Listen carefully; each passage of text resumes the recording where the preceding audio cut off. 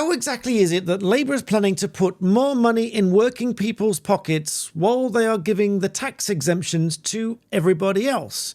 For example, the deal they did today with India, which exempts workers on temporary intercompany transfers for 3 years of their national insurance payments, and thus making it cheaper to employ Indian workers than British workers.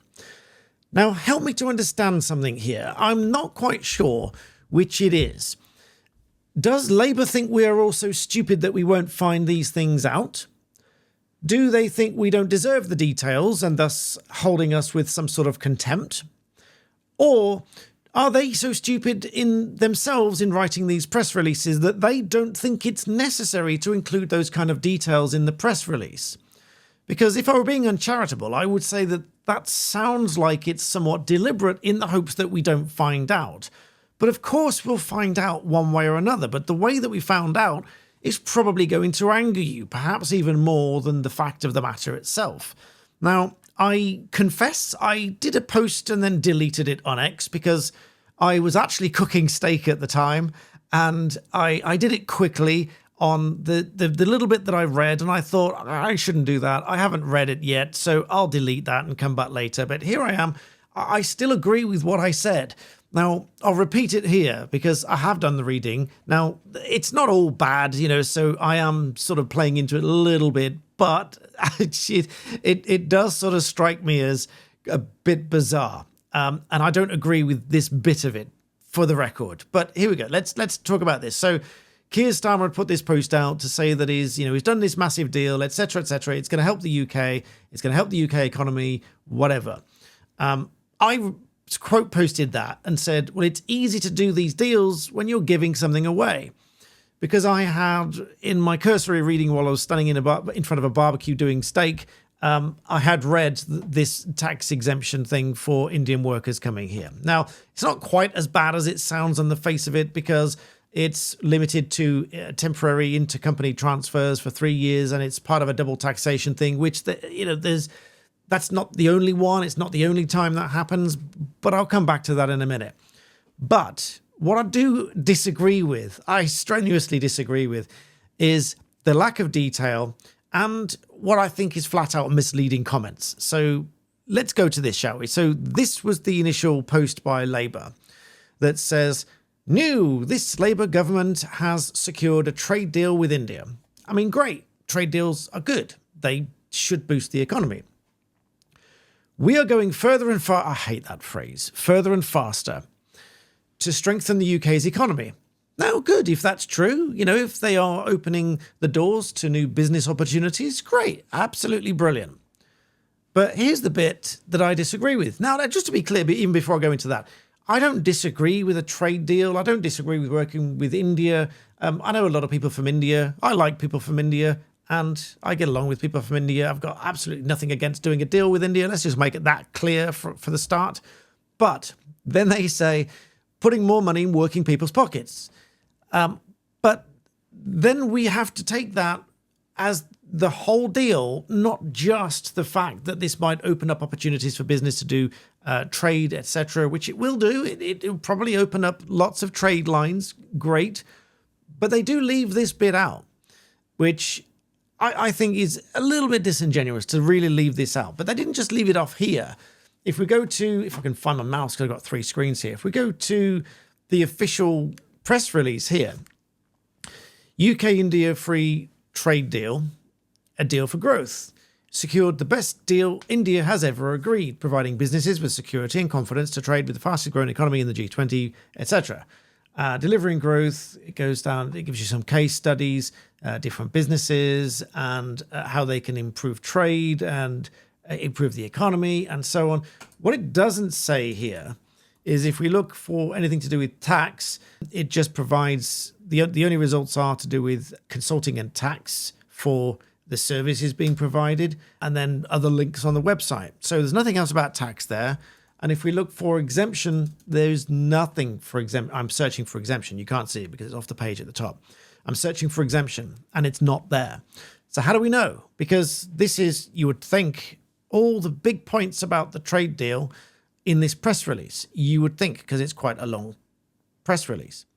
Well, we found out about it on this page here, where PM Modi is, I think it's him, quoted to be talking about this trade deal here, and says, the exemption for Indian workers who are temporarily in the UK and their employees from paying social security contributions in the UK for a period of 3 years under the Double Contribution Convention will lead to significant financial gains for the Indian service providers and enhance their competitiveness in the UK market. Well, of course, because it makes Indian workers cheaper in the UK, putting them cheaper to hire than British workers, and thus, yes, it increases their competitiveness in the UK for Indian service providers to provide their services and companies and work in the UK. That would create new job opportunities, yes, for people coming from India because it's cheaper to employ them than British workers, as well as benefit a large number of Indians working in the UK. So obviously a lot that are already working here. This is how we found out.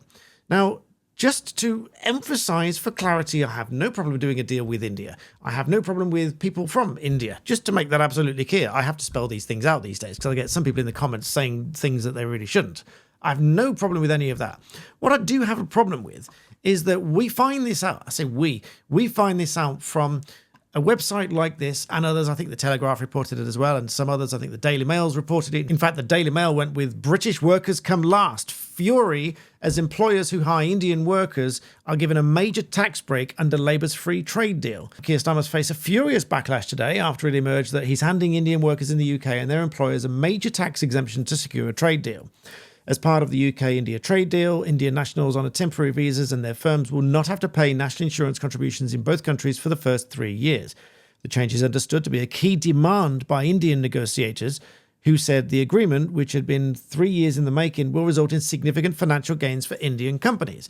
My problem is not doing the deal, not necessarily the tax exemption, you understand. I'll explain why in a minute. I mean, I think a lot of people do have a problem with it, and I understand that as well. And I'll give you both sides of this because that's what I like to do on my channels.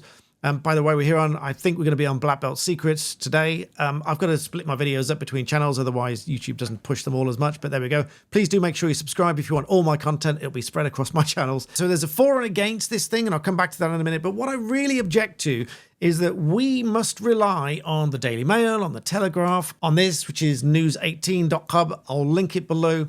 And we don't get it from the press release because surely, if the press release was in completely good faith and gave you all the information you needed to decide whether you liked this deal or not, it should give you all the details. If the tax exemption was a great thing, surely it would be in the news story, the press release here. I'm saying news story because that's on the screen. Surely it would be on here, but it's not. And so taking these things together, you don't need to be a barrister to work this out, but if this was a key demand of India to do this deal, which has been years in the making, and they consider it to be great for Indian companies and Indian service providers, Indian workers, etc., and it's not in the press release, you would be forgiven for thinking that whoever wrote the press release knows that it's not a great thing for the UK and for UK workers. Now, again, repeating the caveat, I'm not against a trade deal. I think that's a good thing. But if it's not on here and you're not told about it, it's essentially being bragged about over here on this other website. The exemption is great for Indian service providers, etc. Then if that's the case, then we are not being told the full truth by the government. And that's the problem. That's what I have a problem with. I like these things to be transparent. It's just like we have transparency rules now with our regulators. We have to put indicative prices on our website, what we charge as lawyers and things like that. And so we have to tell you, even if it's just a range, we have to tell you what the range of fees are. And with certain cases, certain types of work that I don't do, I think employment is one of them, but you have to give set prices for certain things. I think road traffic was another one, but we have to be absolutely clear on that. And so I like all of the details to be set out, and when they're not, and instead, worse than that, when we have the headline statements here saying, we are going further and faster to strengthen the UK's economy and put more money in working people's pockets. Well, yes, if that's a result of the trade deal, doing business, etc., and therefore stimulating the economy and somehow ultimately ending up in more money in working people's pockets, but not which this doesn't say, and the press release doesn't say, not if Indian workers will get the jobs that British people don't. And it's because of the tax exemption, because it's cheaper to employ Indian workers. That's what I've got a problem with. The lack of detail in what they tell you. Now, as I said before, there's two ways of looking at this. Now, this is a double taxation. What do they call it? They called it the double contribution convention. There's always been double taxation things across the board. For example, we had the EU framework pre-Brexit, then post-Brexit, because the EU is no longer part of the EU Social Security Coordination Framework, which they did call it. It's now the EU-UK Trade and Cooperation Agreement, which is essentially prevention of double taxation.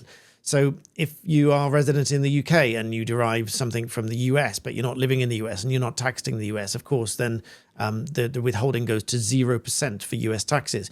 So these double taxation things are not new. I'm not an accountant. Whilst I love making money and I love building businesses, creating wealth, check out my wealth channel, by the way, Daniel Shensmith, link below. I don't like going through all the tax edit. I like someone else to do that. We get a good accountant, we get good lawyers, and we get them to sort that out. But the double taxation thing is not new.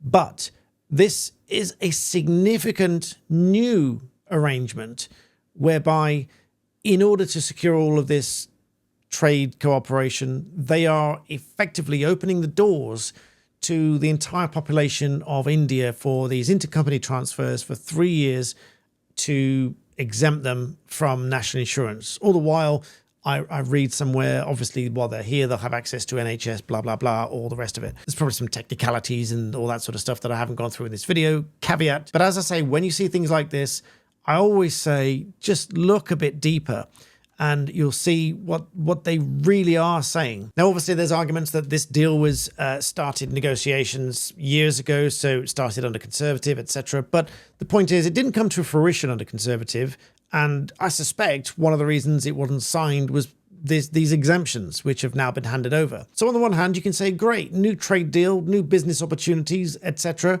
On the other hand, if I were being slightly less charitable, I would say, well, hang on a minute.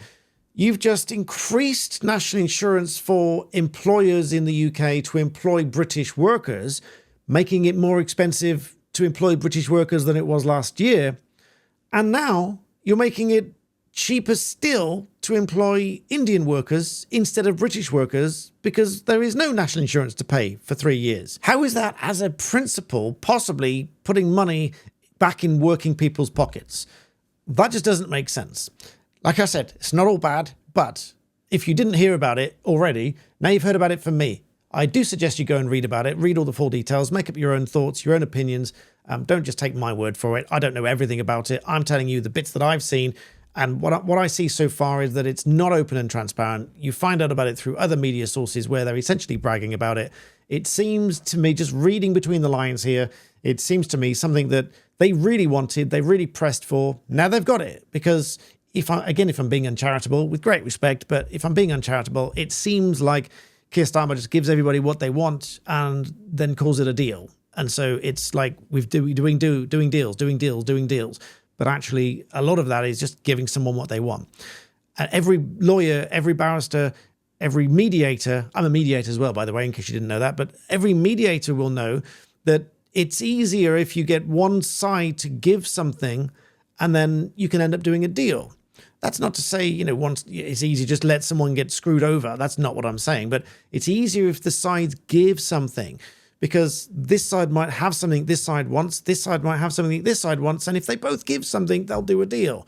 But when you get a deal that actually really is to the detriment in a lot of ways to one party, that's not such a great deal. Now, some also say, as the saying goes, the best deals are those when both sides walk away equally annoyed. That's not the full phrase. I've substituted words for YouTube here. Equally annoyed, then you've got a good deal. But let me know what you think in the comments below. I think this is a little bit of a funny one because they were not completely open and transparent, in my view. Let me know what you think. Please do subscribe to the channel for brutally honest commentary. And as always, thank you for watching.